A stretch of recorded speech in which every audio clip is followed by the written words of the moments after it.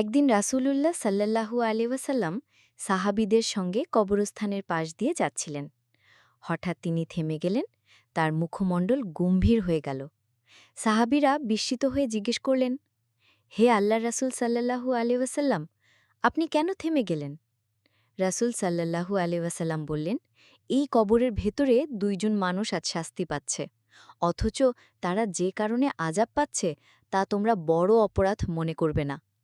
তিনি ব্যাখ্যা করলেন, একজন ছিল যে পেশাব থেকে নিজেকে ভালোভাবে পরিষ্কার রাখত না, আরেকজন ছিল যে মানুষদের মধ্যে চগুলখুরি করত, লাগালাগি লাগাত। এরপর রাসূল সাল্লাল্লাহু আলাইহি ওয়াসাল্লাম একটি খেজুর ডাল ভেঙে নিলেন, সেটিকে দুই ভাগ করলেন এবং প্রতিটি কবরের ওপর একটি করে গেড়ে দিলেন। সাহাবীরা জিজ্ঞেস করলেন, হে আল্লাহর রাসূল সাল্লাল্লাহু আলাইহি ওয়াসাল্লাম, আপনি এটা কেন করলেন? রাসূল সাল্লাল্লাহু আলাইহি ওয়াসাল্লাম বললেন, যতক্ষণ না এই ডালগুলো শুকিয়ে যাবে, আশা করি আল্লাহ তাদের আযাব কিছুটা হালকা করে দেবেন। শিক্ষা: কবরের আযাব সত্য এবং এটি বাস্তব। ছোট ছোট গুনাহকেও হালকা মনে করা যাবে না। পরিচ্ছন্নতা ইসলামী জীবনের গুরুত্বপূর্ণ অংশ। চগলখুরি আল্লাহ কাছে বড় গুনাহ। রাসূল সাল্লাল্লাহু আলাইহি ওয়াসাল্লাম জীবিত ও মৃত উভয়ের জন্যই রহমতের দরজা খুলে দিয়েছেন। মানুষের জীবন আসলে খুবই ক্ষণস্থায়ী।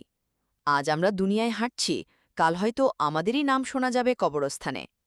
রাসূলুল্লাহ সাল্লাল্লাহু আলাইহি ওয়াসাল্লাম এই হাদিসের মাধ্যমে আমাদের সতর্ক করেছেন, কবরের আযাব কোনো কল্পনা নয়, এটা বাস্তব। ছোট ছোট অবহেলা, যেমন পেশাবের পরে পরিষ্কার না হওয়া কিংবা অন্যের মাঝে লাগালাগি লাগানো, এগুলোও পরকালে ভয়াবহ শাস্তির কারণ হতে পারে। অথচ আমরা এগুলোকে তুচ্ছ ভেবে থাকি। আমাদের উচিত সবসময় পরিচ্ছন্ন থাকা, মানুষের সাথে সুসম্পর্ক রাখা, কারো ক্ষতি না করা এবং আল্লাহর কাছে ক্ষমা প্রার্থনা করা। কারণ কবর হবে আমাদের প্রথম ঘর, আর সেখান থেকেই শুরু হবে আখিরাতের যাত্রা।